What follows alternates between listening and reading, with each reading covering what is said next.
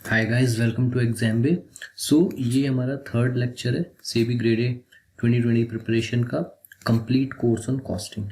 Already 2 lecture हमने कर ली जिसमें हमने 30 to 40% के करीब सिलेबस कवर कर लिए। मोस्टली हमने फंडामेंटल्स, इंट्रोडक्शन और जो लॉजिक है। तो इस लेक्चर को देखने से पहले आप फर्स्ट और सेकंड लेक्चर बिल्कुल देखें, क्योंकि उसी से आपकी सारी जो फंडा है वो इसका क्लियर होगा। ओके, तो let's start. Just in time हमारा सिलेबस का ही टॉपिक है। हमने एलिमेंट्स ऑफ कॉस्टिंग देख लिया, अब हम उससे ही सारी चीज़ें रिलेट कर सकते हैं कि ये सब जो आगे की जो चीज़ें वो कहाँ कहाँ आएंगी। ठीक है, सो जस्ट इन टाइम क्या है? Just in time JIT is a production strategy that strive to improve a business return. अब बिजनेस रिटर्न क्या होगा? प्रॉफिट।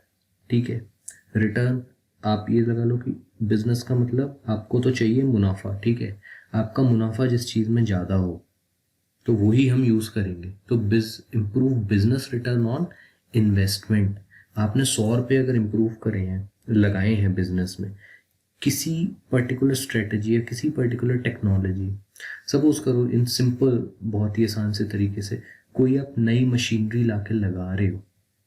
ठीक है, उससे अगर आपका रिटर्न ऑन इन्वेस्टमेंट इम्प्रूव हो रहा है, जैसे कि पहले आप 1 मिनट में बिस्किट के 10 पैकेट बना देते थे या 10 बिस्किट्स बना देते थे, इस मशीन को लगाने से आप 16 बिस्किट बना रहे हो।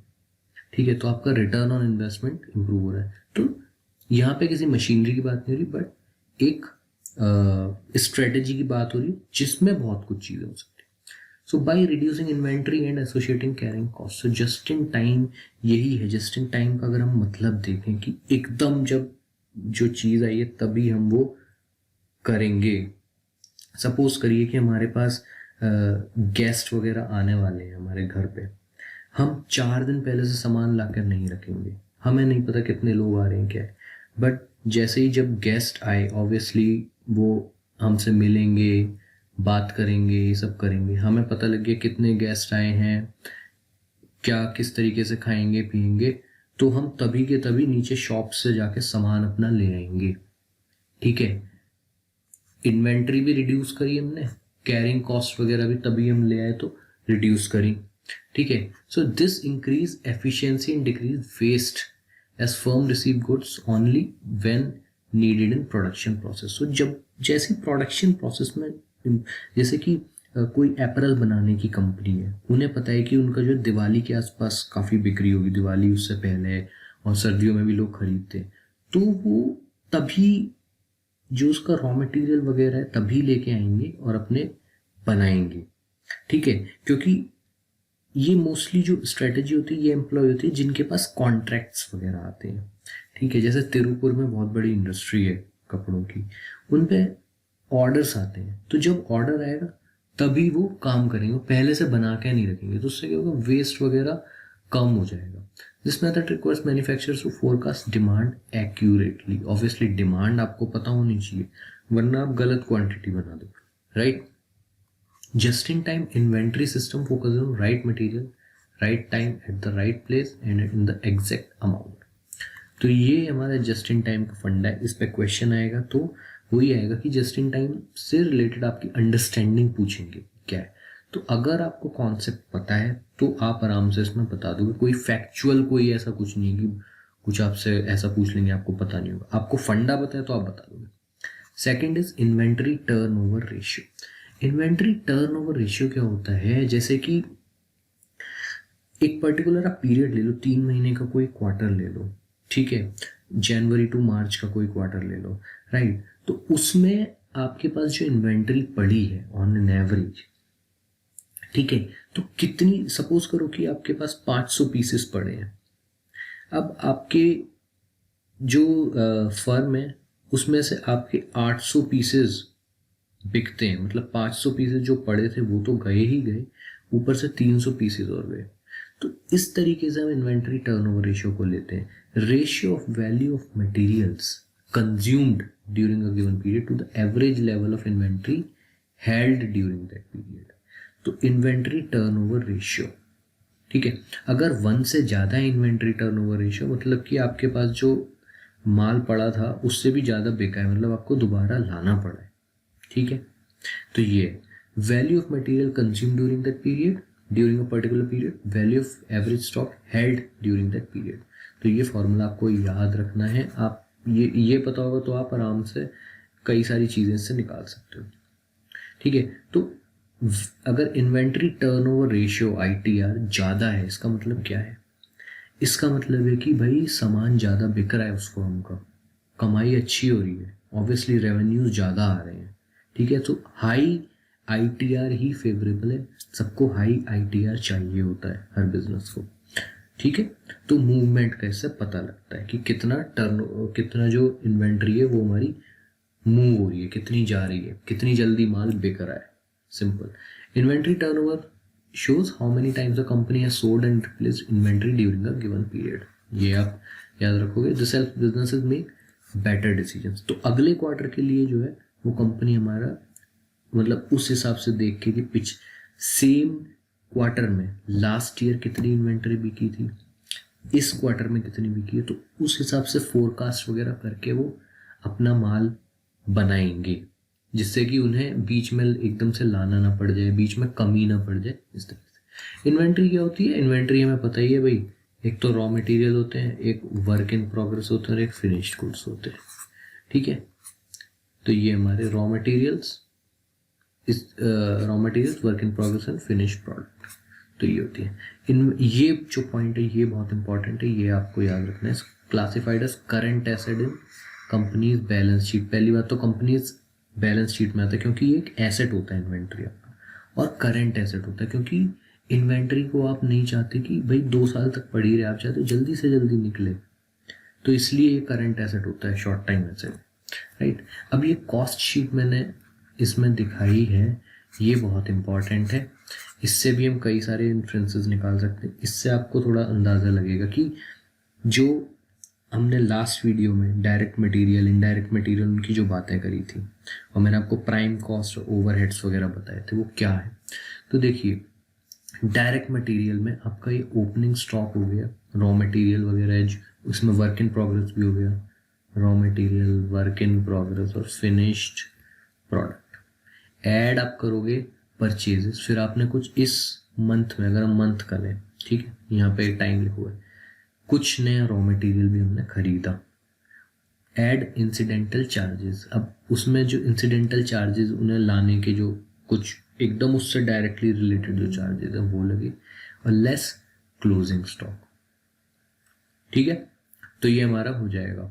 तो इसके बाद जो हमारी आती है वो आती है हमारी डायरेक्ट लेबर और डायरेक्ट एक्सपेंसेस। तो हमने बताया था direct material, direct labour, direct expenses मिलकर प्राइम कॉस्ट बना देते हैं। ये हमारी प्राइम कॉस्ट बनी, जिसमें कि सिर्फ आपका मटेरियल वगैरह आता है। इसके बाद प्रोडक्शन ओवरहेड्स हमारे ऐड हुए। प्रोडक्शन ओवरहेड्स, उन्हें फिनिश्ड प्रोडक्ट बनाने में क्या क्या लगा, मशीनरी, फिर उसमें पावर लगी होगी, ठीक है, इलेक्ट्रिसिटी लगी होगी, और कुछ चीज़ें, पानी लगा होगा, बहुत सारी चीज़ें लगी होंगी। राइट, तो ये हमारी फैक्ट्री कॉस्ट निकल के आती है। तो prime cost plus production overhead, opening work in progress वगैरह, ये हमारे फैक्ट्री कॉस्ट निकल के आती है। उसके बाद हमारे एडमिनिस्ट्रेटिव कॉस्ट भी जुड़ जाती हैं। जब एडमिनिस्ट्रेटिव कॉस्ट जुड़ जाए तो कॉस्ट ऑफ गुड्स मैन्युफैक्चर्ड, तो गुड्स मतलब जो हमने जो प्रोडक्ट बनाया है वो बनकर तैयार हो गया पर अभी भी हमारी फैक्ट्री में पड़ा है। ठीक है, तो वो हमारी एडमिनिस्ट्रेटिव ओवरहेड्स लगने के बाद हुआ। उसके बाद opening finished good stock, closing finished good stock, cost of finished goods हो गई हमारी, जो फिनिश्ड गुड बन गए। फिर हमने सेलिंग और डिस्ट्रीब्यूशन ओवरहेड्स लगाए, तो कॉस्ट ऑफ गुड्स सोल्ड हो गए।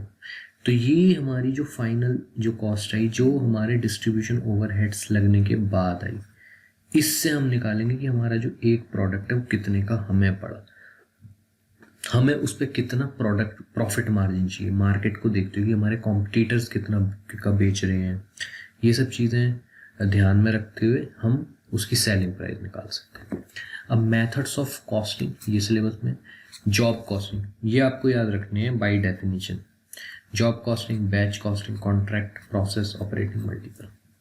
ठीक है, job costing, cost of each job is measured separately. ठीक है, प्रिंटिंग जैसे सपोज करो कि एक पर्टिकुलर टाइप की चीज़ हमें बनानी है, भाई पैम्फलेट्स किसी चीज़ के बनाने हैं, उसने बोला कि 1000 पैम्फलेट बनाने हैं, तो ये प्रिंटिंग हो गई हमारी ईच जॉब, वो एक जॉब हुई जो हमारा 1000 पैम्फलेट का है, ठीक है। जॉबिंग कंसर्न्स, मोटर पार्ट्स, अब मोटर पार्ट्स की कोई वर्कशॉप है, ठीक है, ऑटो पार्ट्स बनाती है वो, उसे किसी ऑटो मेजर से, सपोज करो कार बनाने वाली कंपनी से कोई ऑर्डर आए कि भाई 10,000 हेडलैम्प्स चाहिए, हेडलैम्प्स बनाती है वो, ठीक है। तो एक ही टाइप के हेडलैम्प्स होंगे। तो ये जो जॉब कॉस्टिंग होती है ये ऐसी कंसर्न्स में ही चलती है जिसमें कि एक ही टाइप की चीज़ बहुत सारी बनी है, जिससे कि जो यूनिफॉर्म होती है। तो आप पूरी पूरी की पूरी जॉब का कॉस्ट प्राइस निकाल सकते हो कितने की बनेगी, उससे आप यूनिट कॉस्ट प्राइस भी निकाल सकते हो, राइट। फिर ऐसी बैच कॉस्टिंग मोस्टली फार्मास्यूटिकल्स में चलती है, टॉयज वगैरह में चलती है। Each batch is treated as cost unit. अब इसमें बड़ी सारी बैचेस बनती हैं, ठीक है। Cost are consider separately for each batch. अब एक बैच का उन्होंने लगा रखा है कि भाई 1,00,000 टैबलेट्स बननी है, ठीक है। तो इस तरीके से हमारी बैच कॉस्टिंग होती है। ये आपको याद रखना, मोस्टली फार्मा में, कंपनीज वगैरह में बैच कॉस्टिंग चल रही है। कॉन्ट्रैक्ट कॉस्टिंग ईजिली हम बता सकते हैं, जो कॉन्ट्रैक्ट होता है, ब्रिजेस, रोड्स, हाउसेज, इंफ्रास्ट्रक्चर वगैरह में चलती है। फिर process costing, the cost of a product at each process और stage of manufacture is ascertained. Suppose करो एक प्रोडक्ट को बनाने में 5 अलग अलग स्टेजेस लग रही हैं, कि हमने पहले रॉ मटेरियल को पहले क्रश करा है, उसके बाद हमने उसमें पानी मिला के कोई इंटरमीडिएट बनाया, वो दूसरी स्टेज हो गई।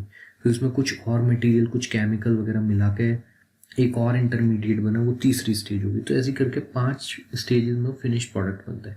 तो हर स्टेज की एक कॉस्टिंग हमें निकालनी है। इस स्टेज की ये कॉस्टिंग निकली, इस स्टेज की ये कॉस्टिंग निकली, जिससे कि आगे जाके हमें पता लग जाए कि प्रोसेस में किस स्टेज में हम पैसे को कम कर सकते हैं, कॉस्ट को कंट्रोल कर सकते हैं बेसिकली, ठीक है। ये होता है शुगर मैन्युफैक्चर, जैसे क्योंकि शुगर मैन्युफैक्चर में बहुत सारी स्टेजेस होते हैं। गन्ना आता है, जो शुगर केन होता है वो क्रश्ड होता है, फिर उसके बाद और उसमें चीज़ें होती हैं, ठीक है। कुछ उसमें आपका बाकी स्टेजेस होती हैं, कुछ जो आपका एक उसके बाद सप्लीमेंट्री मटेरियल वगैरह निकलता है, ठीक है। Operating costing, it is use in case of firms rendering various services, hospitals. तो ऑपरेटिंग कॉस्टिंग आपको याद रखना हमेशा, सर्विस कंसर्न जो है वो है वहाँ पे सर्विस, यहाँ पे कोई प्रोडक्ट नहीं, यहाँ पे सर्विस है, तो यहाँ पे operating. Multiple costing, combination of 2 और मोर मेथड्स, कई जगह यूज होता है, वो multiple costing. Cost accounting techniques आपकी, marginal costing, uniform, standard, historical और डायरेक्ट। तो इसके बारे में, क्योंकि ये 1-2 टॉपिक सिलेबस में थोड़ा हम डिटेल में भी आगे जाके पढ़ेंगे, ठीक है। तो marginal costing, cost which varies according to the variations in volume of output. Marginal cost is a change in the total cost of a given volume by addition of 1 unit, ठीक है। सपोज करो कि 100 कोई product हम बना रहे हैं जिसके यूनिट्स हम 100 यूनिट्स हम बनाते हैं, ठीक है। तो पर यूनिट हमारी जो है 3 रुपए की कॉस्ट आ रही है। तो ये एक हमारा एक साइज है। बट अगर हम इसमें एक प्रोडक्ट भी हम जोड़ देते हैं और, ठीक है, वॉल्यूम बढ़ गई, तो उससे क्या है कि जो प्रोडक्ट की जो कॉस्ट होगी वो 2.95 ऐसे आ रही है, ठीक है। तो ये हमारी मार्जिनल कॉस्ट होगी, कि जिससे कि आपकी एक और प्रोडक्ट, एक और यूनिट जुड़ने से आपकी कॉस्ट चेंज हो जाए, ठीक है। इसमें हमारे फिक्स्ड और वेरिएबल का कॉन्सेप्ट भी आता है, आगे हम पढ़ेंगे। Uniform costing, when a number of companies in the same industry agrees to follow same costing process by adopting same terminology, ठीक है। Standard costing, standard costs are predetermined, कोई बॉडी है, कोई इंडस्ट्री बॉडी है, उसने प्रीडिटरमाइन करी हुई है, ठीक है। तो अब केमिकल इंडस्ट्री में बड़ी सारी कॉस्ट होती हैं, वो स्टैंडर्ड कॉस्ट जो कि उनकी बॉडी ने डिटरमाइन कर रखी है। अब एक पर्टिकुलर कंपनी कोई पर्टिकुलर केमिकल बनाती है, उसे पता है कि इस स्टेज में जो है 100 रुपये लगते हैं हमारे एक प्रोडक्ट को बनाने के, बट हमारे 102 रुपये लग रहे हैं, तो 2 रुपये ज़्यादा क्यों लग रहे हैं, इस तरीके से। Historical costing, cost are recorded after they are incurred. तो पूरा प्रोसेस हो गया, सब कुछ हो गया, ठीक है, उसके बाद हम कॉस्ट को डिटरमाइन करेंगे। Direct costing, all direct cost are charge to the product and all indirect cost are charge to the profit from product. तो ये बस आपको इसमें डेफिनेशंस वगैरह ही याद रखनी है, इस तरीके से याद रख लोगे दैट्स इट, आपका काम हो जाएगा। इससे ज़्यादा इसमें कुछ ऐसा नहीं पूछा जाएगा। Kaizen costing, kaizen costing is a cost reduction system. सबसे पहला पॉइंट इंपॉर्टेंट पॉइंट है, ठीक है, कि कैजन कॉस्टिंग है क्या, किस टाइप का सिस्टम है।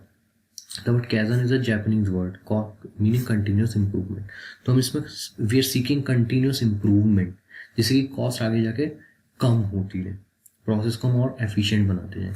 Kaizen costing is applied to products that are already in production phase. It refers to the continuous improvement and examination program constantly going on in the organisation, ठीक है। तो it stresses on the effective waste management पे ये ध्यान देता है कि waste कम से कम हो during a manufacturing process, as a result of which cost are is further reduce below the initial standards stipulated. तो स्टार्टिंग में सोचो कि कंपनी ने कुछ लगाई थी कि इस स्टेज में हमारी इतनी कॉस्ट आनी चाहिए, but due to continuous improvement वो कॉस्ट और कम आई। सो यही आपका जो गोल होता है कैजन कॉस्टिंग का, वो होता है। Types of kaizen costing, asset oriented and product oriented. तो asset oriented kaizen costing activities are planned and directed as per requirement of firm और deal. Kaizen costing activities are undertaken specialised projects. तो ये हमारा है 2 types of kaizen costing. So इस lecture में guys इतना ही, कुछ इंपॉर्टेंट टॉपिक्स हमने डिस्कस करे। बाकी का जो है लास्ट लेक्चर हम एक लेक्चर लेंगे जिसमें हमारा सिलेबस तो पूरा हो जाए, उसके बाद जो क्वेश्चंस और ये सब चीज़ें वो चलेंगे। So all the very best.